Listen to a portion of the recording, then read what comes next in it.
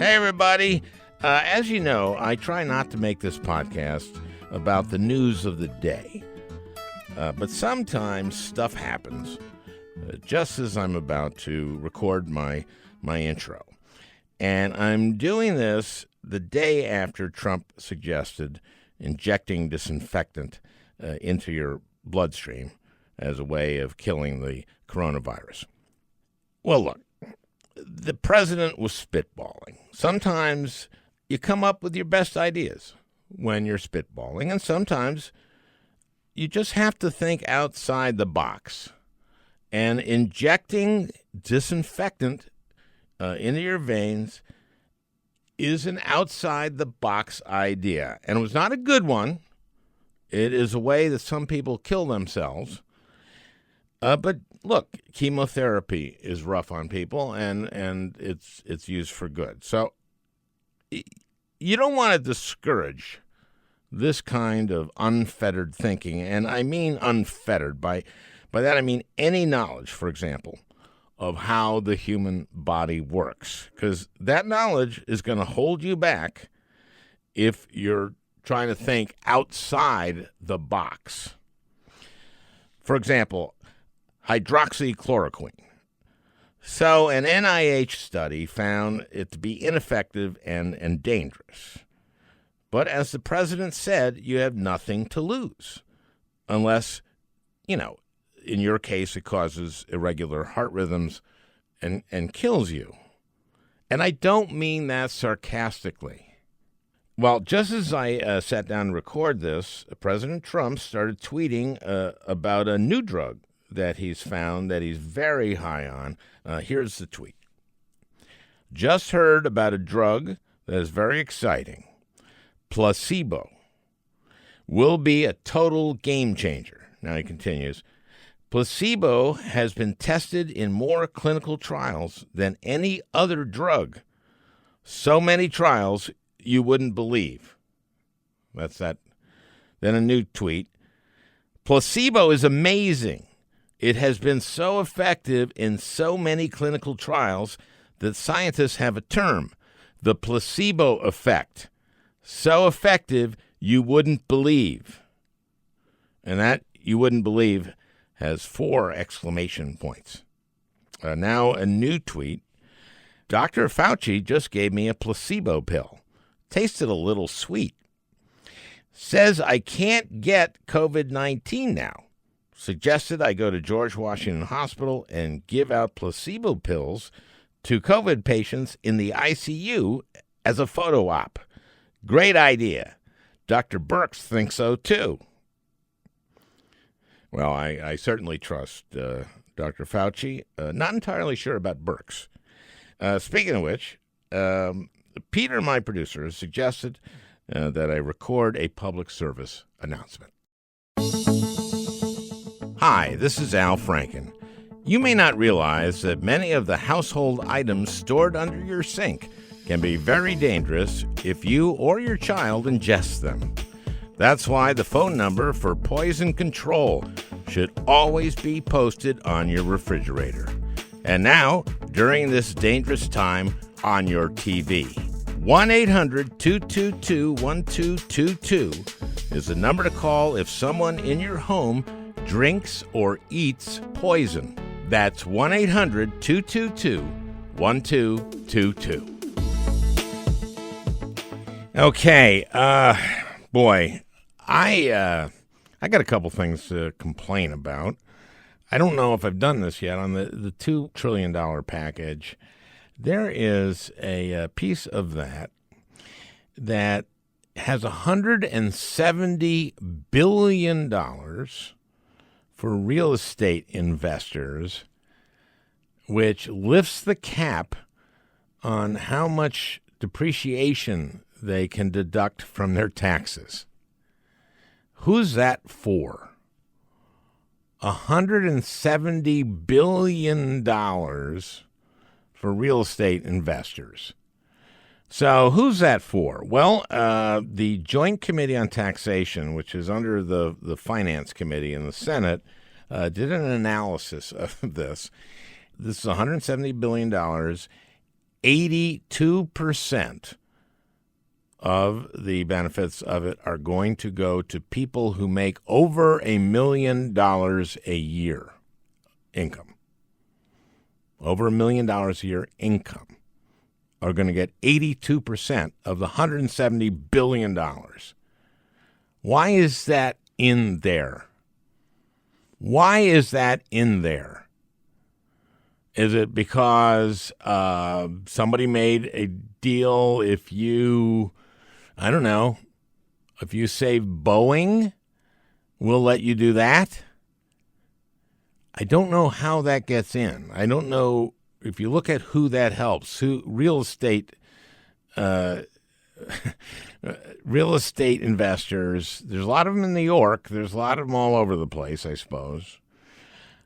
Okay, the average benefit they get is $1.6 million. That's to those people. Why? We are going to have trouble in this country with people getting enough to eat. And for some reason, the United States Senate thought that people who make over $1 million a year annually needed another $1.65 million in tax breaks. That's just corrupt. Something's wrong there. That is corrupt. And this is from George Packer's article coming up in the June 2020 Atlantic. The article is, "We are living in a failed state." I'm going to quote this. "When the virus came here, it found a country with serious underlying conditions, and it exploited them ruthlessly. Chronic ills, a corrupt political class, a sclerotic bureaucracy, a heartless economy, a divided and distracted public. It took the scale and intimacy of the pandemic to expose their severity, to shock Americans with the recognition that we are in the high-risk category." This pandemic exposes our country as a failed state. And this may be the end of America. This may be the end of America. Obviously, it didn't have to be this bad. We had a president of the United States who ignored it all for a good 6 weeks, if not 2 months, who was warned by the HHS secretary, and he told the HHS secretary, "You're being alarmist, and I really, really want to focus on flavored vaping.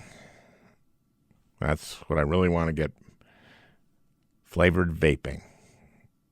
Flavored vaping is the end of America." I kind of knew that, by the way. I've always said that. All right, we have a great one today, for a change, an important one, too, for once. That's because my guests are Billy and Debbie Shore, brother and sister who 35 years ago started Share Our Strength, a nonprofit which works to solve the problems of hunger and poverty in the United States and around the world. And frankly, Share Our Strength is one of these goody organizations that helps people in need, if you're into that type of thing. As I said, they've been doing this for 35 years, and 10 years ago they created a national program, No Kid Hungry. And because here on the Al Franken podcast, we're trying to put some focus on our vulnerable during this crisis, we decided to have Billy and Debbie tell us about what they're doing and yada. Okay. Actually, it's pretty inspiring. I got to say. And after listening, I think you're going to want to help them. In fact, I'm making a sizable contribution to No Kid Hungry myself. Okay, not me. It's my political action committee. $25,000. Speaking of which, we're also giving $25,000 to Women's Advocates, a shelter for victims of domestic abuse in St. Paul, Minnesota. And if you go to my website, alfranken.com, you can find a video for Women's Advocates where I draw a map of the United States from memory, and I show you how to do it. And you can enter the raffle and win the map. And I think you're just going to be astounded by what I can do with the map. Okay, so now here's my interview with Debbie and Billy Shore from No Kid Hungry.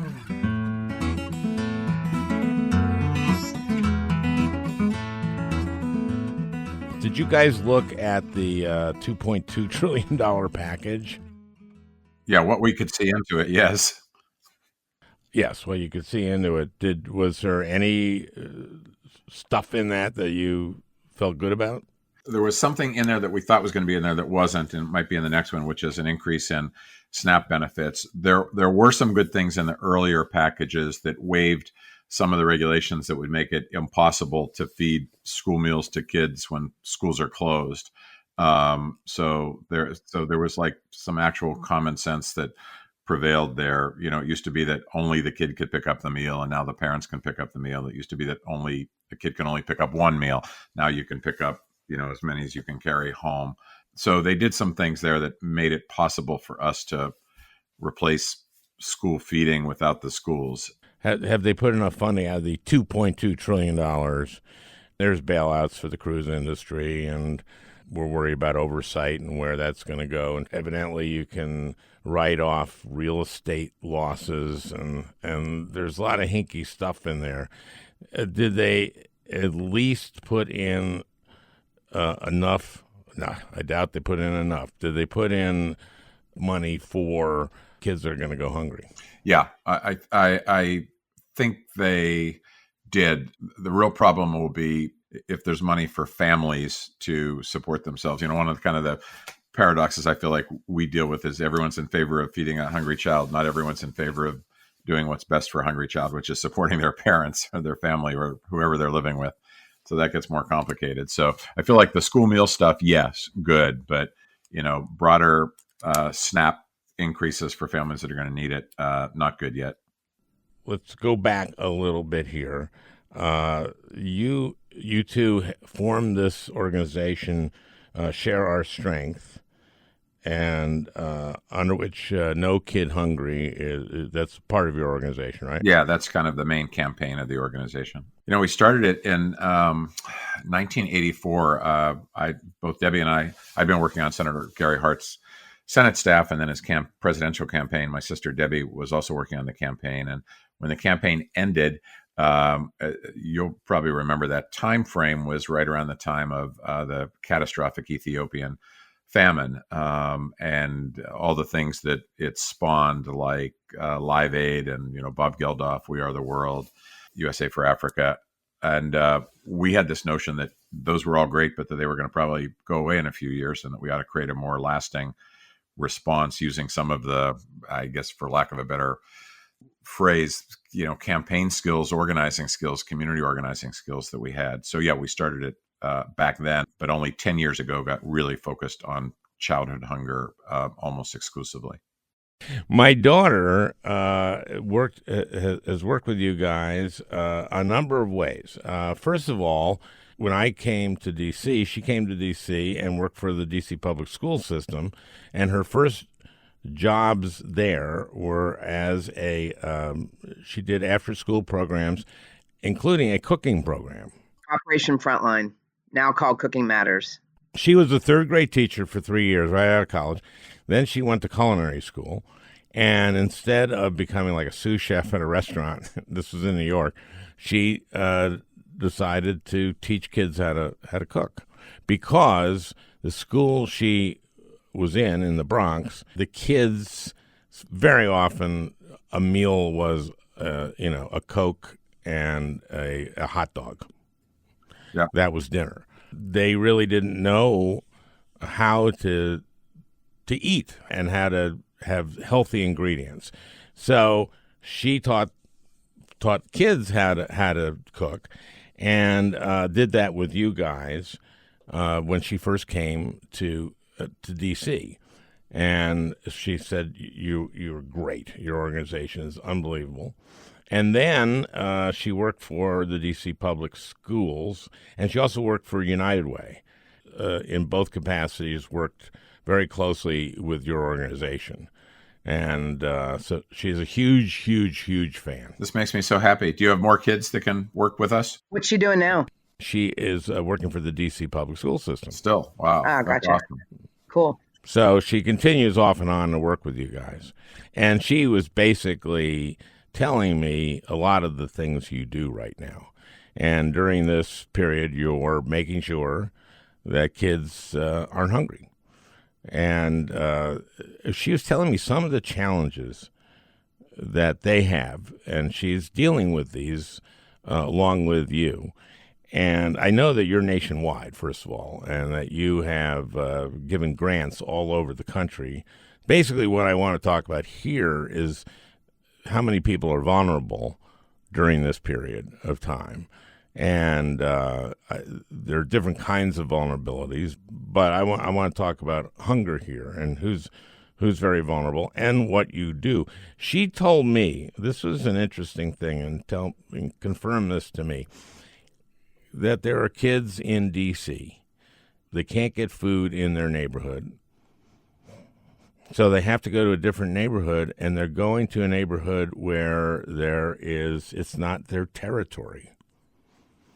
And so they have to go to a different territory and with their rival gangs and stuff.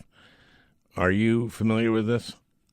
That would be fairly typical, I guess, of a lot of neighborhoods. That, the gang stuff aside, which I wouldn't say we're particularly close to, but the fact that there are, what's commonly called now food deserts in a lot of neighborhoods. If you take the Anacostia, the southeast neighborhood in DC, for a long time, it's gotten a little bit better recently, but for a long time there were, nothing but corner stores or bodegas or convenience stores to buy food that was not very healthy for you. So, kind of one of the key focal points of the whole No Kid Hungry campaign is that we've got an infrastructure in the school system itself to at least make sure that 5 days a week kids are getting regular meals and healthy meals. And the thing that we found, and I think, this might be interesting to you as somebody who, was immersed in the legislative process for so long, is we found out that although laws had been passed to create things like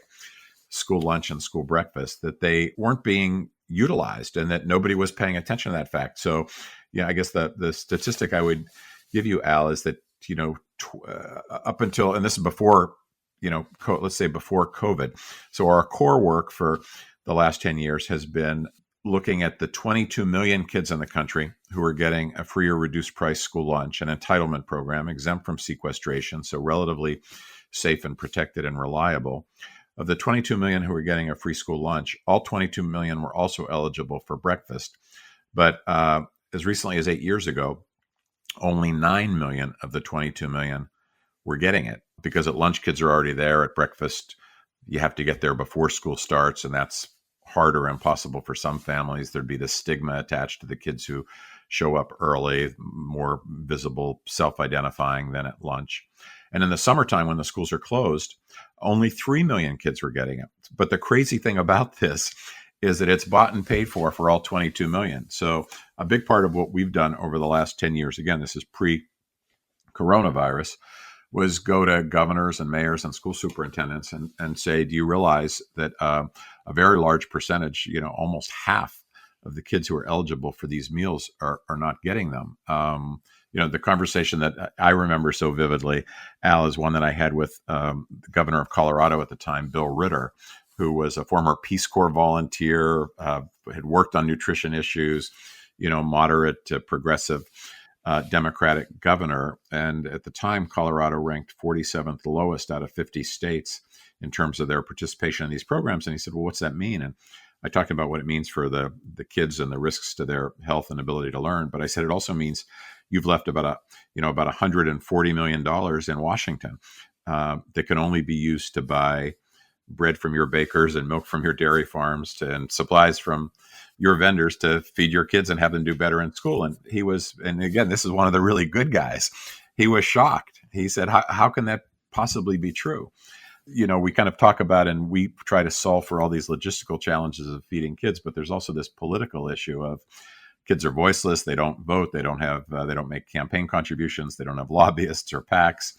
And so sometimes even the best of elected officials, certainly at the state and local level, aren't even aware that these programs are not being utilized, that we'd fought and won these battles 40, 50 years ago. And now we've gone on to fight other things and not really brought home the fruition or the harvest of what we achieved here. So we saw this huge opportunity to, like a hole you could drive a truck through to get these kids fed. And in fact, we've added 3 million kids to school breakfast over the last 6 years, lots of other things. But to catch us up to where we are right now, the moment we're living in, with COVID-19, everything, of course, has changed. All the schools are closed.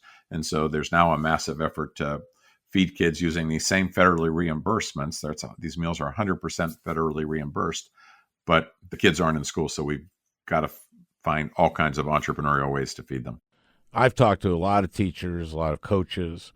They come to school very often on Monday hungry because the weekend wasn't so good at home. Yeah. And that's why that Monday breakfast is so important. That was pre-COVID.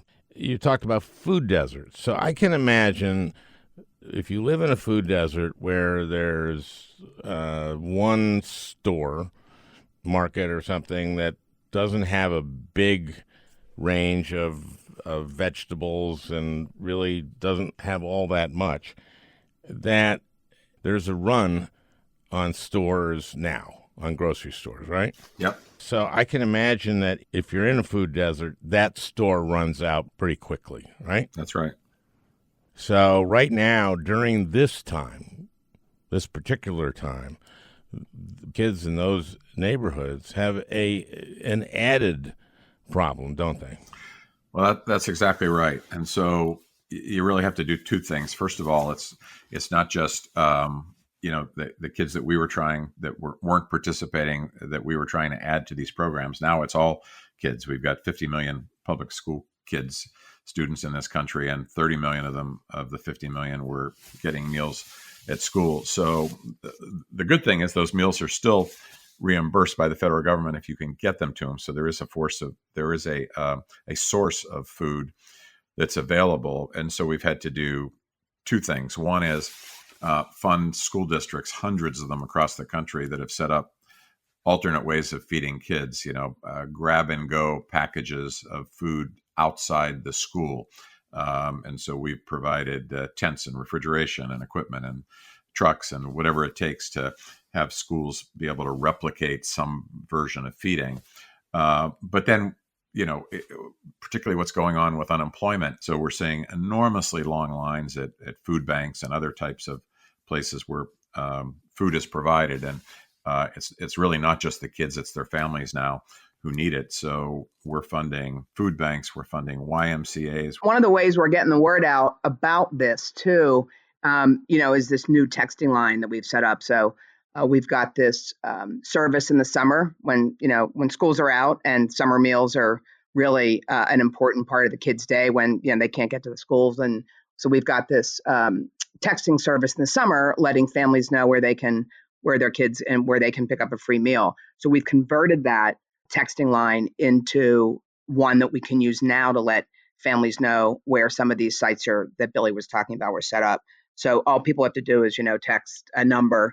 They text food or in Spanish, comida, to a line 877-877, and they can. We don't have it up nationally right now. It's in about, I think, 21 states, but we're collecting data every day, and hopefully, we'll have the national one ready to go soon. But we're in about 21 states right now with that number. And you're seeing a lot of problems. I mean, you're national. You're in all these states. You're in all these communities.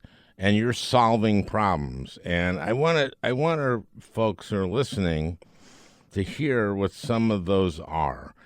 For example, you gave a grant to the city of Oakland, California, just so that like truck drivers could deliver food to these places, right? I guess that wasn't in place. Right. So, of course, nothing was really in place before COVID-19 to provide meals to school kids who were used to getting them in school. So there's been, basically whatever the barrier is, we try to knock it down. So if a school needs to serve food at a different site, let's say they're partnering with a food bank, which a lot of school districts are doing now, and they're not doing it at school, they're going to need some support for that. A lot of schools need the personal protective equipment, just like everybody else does. In a lot of communities, bus drivers are, instead of picking kids up, driving their same route, but dropping off packages of food where they pick the kids up. But of course, they need the PPE as well.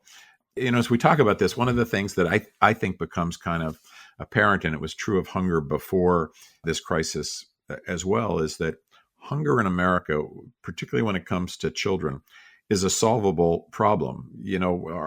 Our news headlines are dominated by, shortages of, masks and ventilators and hospital beds. We have no shortage of food in this country, never have. And we don't now. I mean, we've got, some supply chain issues cropping up, and we've got food deserts, but fundamentally, kids in this country are not hungry because of war or famine or drought or food shortages.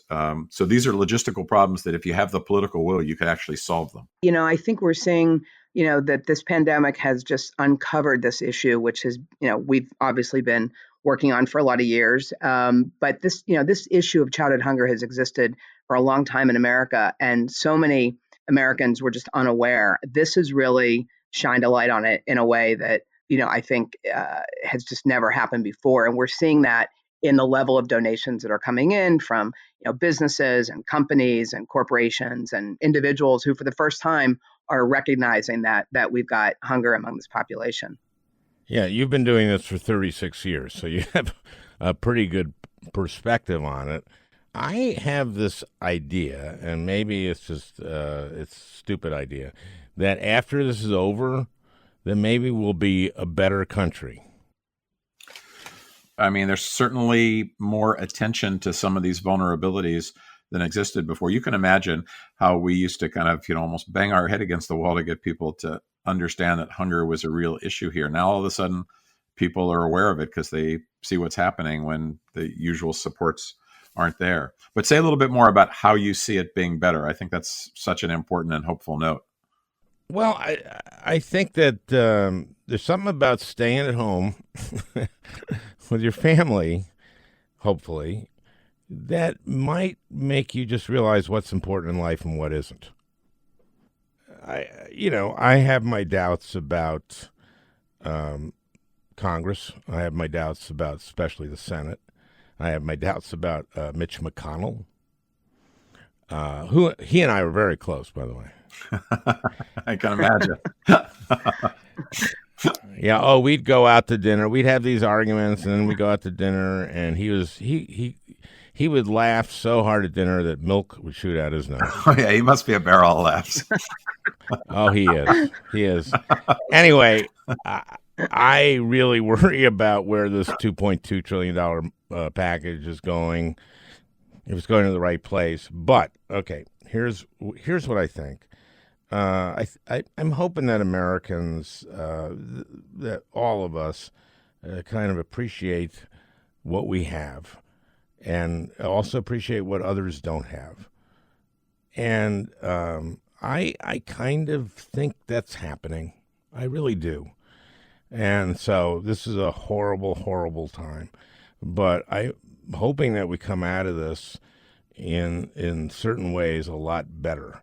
And I actually think that's going to be the case. And that's why I'm focusing on some of the most vulnerable people in our country right now, including, for example, women who have to go to shelters because right now there's been an uptick in domestic violence.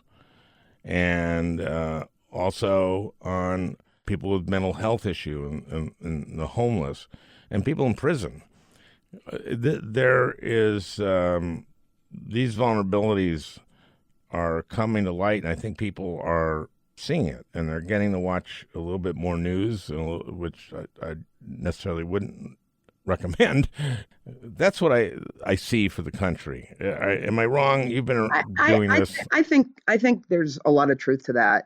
I mean, the virus doesn't discriminate, but the effects of the virus do. If you're poor, if you're African American, if you're Native American, there are all kinds of underlying reasons why you're going to have a tougher time with this virus. So the fact that it is universal, I think, does bring people together. Everybody I've talked to, and certainly for me, just being with my daughter day in and day out for me is a joy as she, graduates from her senior year and is off to college. Like, I'm with her every day. And I think families feel that they're cooking together and eating together, but there's also just the helping of the neighbors. I live in an apartment building in DC. I've got a couple of, pretty old neighbors on my floor, and everybody is pulled together to help everybody. And you see that from, restaurants that are decimated, obviously, in this crisis as an industry, reaching out to figure out how to feed the community. Like, here they are, they've lost their restaurant, their jobs, their income, their future, and they're trying to figure out how to feed hungry people. So, I do think there's a very, very strong pool of people that are coming together around this. Well, and I guess the question, and you're better positioned to answer this, Al, because of your experience than we are, but the question is, how does all that translate down the road into policy? I mean, I'm an optimist and an idealist, so there's a part of what you're saying that completely resonates with me, but I also worry about, I've been watching all these ads on TV, thanking our first responders and thanking grocery store cashiers and others. And to me, the question is going to be, when this is all over, are we going to do more than thank them? Are we going to be willing to have higher taxes so that we can provide them the assistance they need? Are we going to be willing to pay them more? That to me is no question. No. I'm sorry. When I said I'm optimistic, I didn't want to go that far. But you know what I mean? I mean, to me, that's where the rubber is going to really meet the road on all of this good feeling that's going to be expressed. Are we willing to do some things so that folks are not as vulnerable in the future? And those questions get political really fast, and they get polarizing really fast. And I worry that we don't have the leadership. To me, it's not out of the question that people could come together to do the right thing on those kinds of issues, but it would require a certain kind of leadership that I don't see, particularly in the Senate, as you've referenced.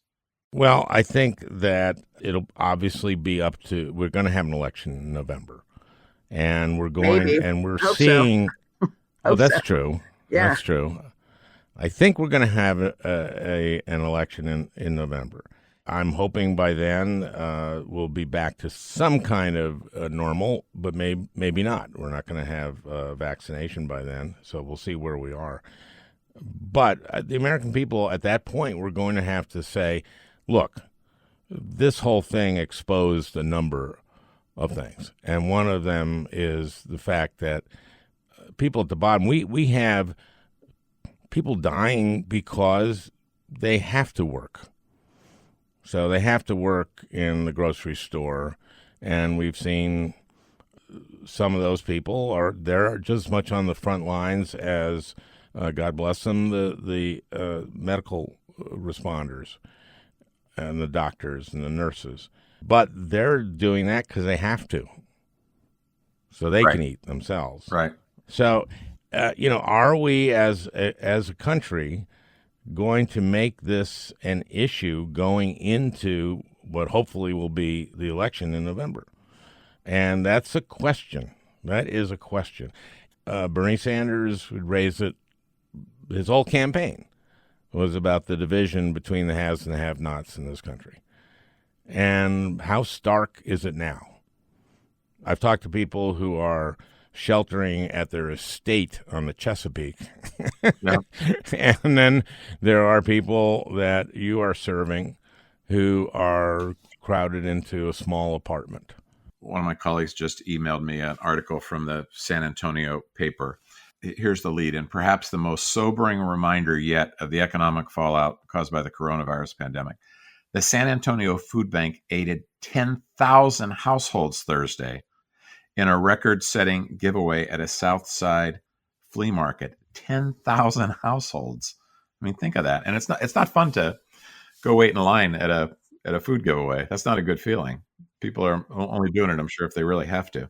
A little different, but connected to that, Billy, I'm thinking about the requests that we have coming in, the level of funding that is being requested of our organization. So, we're giving out these emergency grants. We've done about 5 million just in the last couple of weeks of new money that we've had to raise, for these emergency grants. But we've got like over $100 million of requests, $100 million of requests into our office, mostly from food banks and, other feeding programs. So we've obviously never seen anything like it. It's hard to imagine just how deep and wide the need is and how long it's going to go on.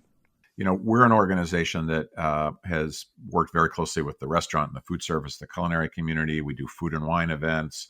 That's how we raise money. We do corporate partnerships. We've never been dependent on individual donations, but we've had 35,000 individual donations in the last 18 days. And that's got to be from a lot of people who are, somewhat concerned about their own finances and where the economy is going, as I think we all are. So there has been a level of generosity and giving that transcends certainly any type of issue that we've seen before. And, if folks go to our website, nokidhungry.org, there's a big fat donate button that hits you right in the nose when you log on. But it's the kind of thing that enables us to meet these requests that Debbie was talking about in terms of food banks and school districts that desperately need these resources. I think there's this general awareness, like for me, that's changed. So for example, we work obviously with, people that are mostly living right below the poverty line or deep in poverty. But like I've got friends, out to your point about how we're starting to feel differently about the world and maybe putting us in a better place. I have two friends. One is a photographer. One is a landscaper. I guess they would both be considered, in the gig economy. They go from gig to gig. They're friends who I go out to have dinner with and work out with. They are, they're finished. And they are struggling around, the rent in May and June. Now, these are people I never would have thought of in a million years that would have been panicked. They're single, they're in the gig economy, and they're losing everything. And they don't know when they're going to make a dime. So, for me, even like just having friends in that situation is totally new and different. Yeah, this has been so disruptive.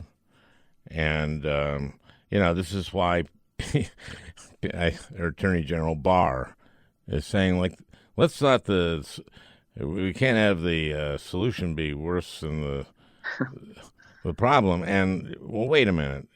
The reason things are improving is that people are, thank God, following the shelter in place and the social distance directives. Is that hard for people who are getting assistance at food banks, et cetera? Yeah, I'd say it's darn near impossible. People are trying to, follow social distancing rules, but that's not a situation that lends itself to it really well. So I think people are having to take a lot of risks to get the food that they need. We do a call every Friday afternoon. Lorraine Powell Jobs, Emerson Collective, which is the name of her kind of umbrella organization, does a call, which is kind of a coordinating call for the leaders of 8 or 10 national anti-hunger organizations. So it's us and Feeding America and Save the Children and some others. And we all report somewhat down in the weeds on, how many people we have fed this week and how many people we were not able to serve that needed to be served and what the obstacles are and so forth. And I always get off the call and I'm always kind of torn or ambivalent because in one sense, when you hear all this, it's just this absolute marvel of social entrepreneurship and ingenuity and nonprofit persistence that's getting all these people fed. And on the other hand, it's ludicrous and almost disgraceful that this is the way millions of Americans are, what they're depending on to get their food. So, obviously, thank goodness we've got these stopgap safety net efforts, but it's almost insane when you hear what's being done for something just as basic as feeding people or making sure that families can feed their kids. Yeah, and that makes me angry, which is why I'm doing another podcast parallel to this. Pod Damn America. Yeah, I like that. I like that's great. I'm gonna have Yes. Reverend Wright, It's great. Obama's minister, so I can vent. Can I ask you a political question? Sorry. Can you figure out how the Yeah. Dems get back in the presidential race? Yeah, Joe Biden is going to be our nominee, and I think President Trump is now running against him, but mainly against the coronavirus. Yeah. I think the coronavirus is beating him. I think Americans are seeing that his response has been unbelievably awful and ugly. Don't know if anyone can watch those White House conferences now, but I would encourage, if any of the journalists who are there and can ask the questions, there aren't many because they're doing social distancing there, I think that you got to change the way you ask questions. I think you have to do a little sarcasm that escapes him. For example, things like, Mr. President, you gave yourself a 10 out of 10 in terms of your performance in response to the coronavirus. Is there anything that you could have done better? Well, I'm surprised they haven't gotten together and agreed that when he says to somebody, that's a nasty question and berates them, to me, like the next person, instead of changing the topic, should say, well, actually, I have the same question, Mr. President. And just everybody in the room ought to do that until he answers it. Right. Or you could go like, I can't believe how nasty my colleague was there. Yeah. And then ask this nasty question. You didn't deserve that, Mr. President. You gave yourself a 10 out of 10. You've done a flawless job. But he doesn't respond like a regular person would respond to anything. So I don't even know if the sarcasm it would definitely go probably over his head. You know what? It wouldn't go over his head because he knows sarcasm. He's sarcastic to them all the time. It's just the problem is that he's the only one allowed to be sarcastic. Everybody should be allowed to be sarcastic in there. Can't this podcast get you a credential to get into the White House press room and mix it up? Oh, yeah. They'd let me in. Oh, yeah. No. Actually, they've invited me. No. One other question about the election, since we're kind of on it, is how I've seen Joe Biden like once in the last 2 weeks, from his basement talking. I don't know how he's going to get out there. I don't know how anybody can focus on anything but. So I guess I just worry that there's just not any even close to possibility of hearing from the Democratic Party about the election, at least in the next, 6 weeks. I don't think the next 6 weeks matter all that much in terms of Biden. As I say, it is Trump versus the virus, and the virus is kicking his ass. And people are going, call the fight, stop the fight, stop it. Oh, my God, stop the fight. It's just sad what we're watching there with Donald Trump. FDR famously did these fireside chats, but, those were like once every 3 months. Yeah. And he actually worked on them. He actually prepared for them and wrote them. Right. And also was honest with people. And all of this, you're not going to change Donald Trump. He's a sick man and has always been and always will be. We need to get rid of him. We need to also get rid of these Republicans in the Senate. And we need to give President Biden a majority in the Senate and in the House, so that we can start turning this stuff around. So you guys maybe will get a little bit more help from the federal government.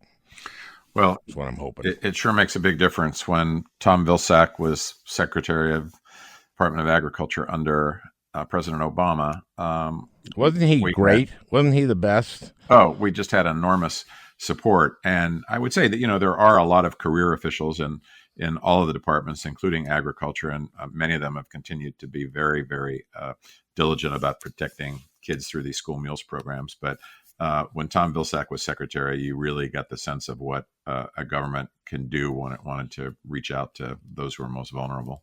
And for our listeners, USDA, the Department of Agriculture, is in charge of the school lunch program. Yeah, exactly. And you had a real champion there. And, Michael Lewis, who wrote the book The Fifth Risk, which was about, in large part, about the transition, the Trump transition. The Obama administration prepared all these briefings and briefing books for this transition, and basically no one showed up. So the first person who showed up at USDA was from Pepsi, because they wanted to lobby to get Pepsi back into the school lunch program. So that was a bad sign. He may have been the second one. I think the other one was a guy who's against animal rights. He was from let's go back to torturing livestock.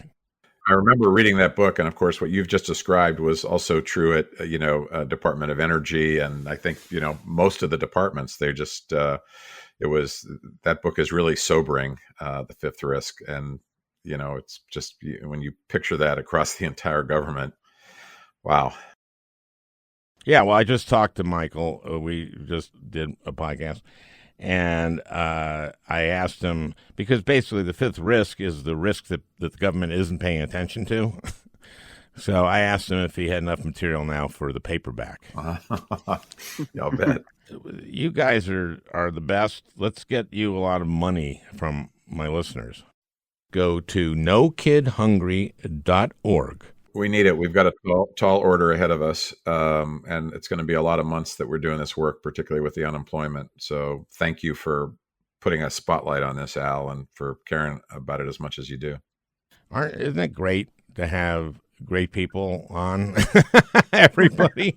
It's really nice. These people exist.